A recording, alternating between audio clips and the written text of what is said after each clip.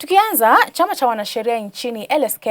kimeelezea masikitiko yake kuhusu uchunguzi wa polepole na mashtaka dhidi ya maafisa wa polisi wanaodaiwa kuhusika katika mauaji ya waandamanaji wa kizazi cha Gen Z waliokuwa wakiandamana dhidi ya mswada wa fedha mwaka jana. Kauli hii imekuja huku kukiwa na hisia mseto kufuatia makala ya video ya shirika la habari la BBC Africa iliyowaonyesha wazi baadhi ya maafisa wa polisi waliowapiga risasi waandamanaji waliokuwa hawana silaha. Rais wa LSK Faith Odhiambo amewashtumu vikali wabunge kwa kujaribu kupuuza ripoti hiyo, akisema matamshi yao yanadhalilisha hadhi ya bunge la kitaifa.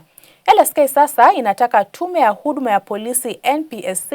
na mamlaka huru ya kusimamia polisi IPOA kuharakisha na kuweka kipaumbele kuhusu uchunguzi kuhusu mauaji hayo ya halaiki yaliyotekelezwa na maafisa wa usalama wakati wa maandamano ya vijana wa Gen Z. Zaidi ya hayo, LSK imekosoa ripoti ya IPOA ambayo inaonyesha kuwa ni kesi 6 pekee kati ya 60 za unyanyasaji wa polisi zilizoshughulikiwa, na imeonya mamlaka hiyo dhidi ya uzembe na kutochukua hatua madhubuti.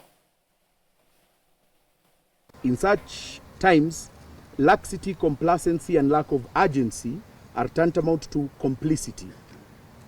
IPOA has overstretched the grace and patience of the Kenyan public,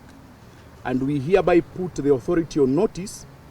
that they run the risk of being liable for refusal to act in accordance with their mandate. Nevertheless, we acknowledge that the resolution of these matters requires a collective approach involving all stakeholders and citizens. In the circumstances, the Law Society of Kenya appreciates that the country is in dire need of a paradigm shift, and we therefore recommend and demand as follows. 1. That the National Police Service Commission and the Independent Policing Oversight Authority escalates the investigations into the mass killings perpetrated by officers during last year's demonstrations to a priority status,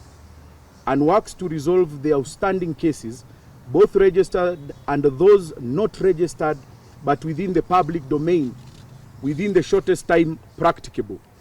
Number 2, that the Office of the Director of Public Prosecutions instructs the Inspector General of the National Police Service to sanction and undertake immediate investigations into each of the officers captured and identified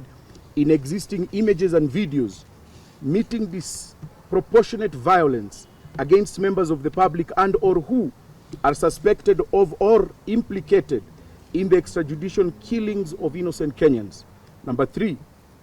that the National Security Council issues a directive to all investigative agencies within the territory of Kenya to avail all resources and expertise necessary to establish the full extent of historical extrajudicial killings in Kenya, identify the perpetrators and victims, and take available legal action against or in favor of them respectively. And 4, all documented reports of any investigations and inquiries that have been undertaken with respect to historical extrajudicial killings be made public, and all victims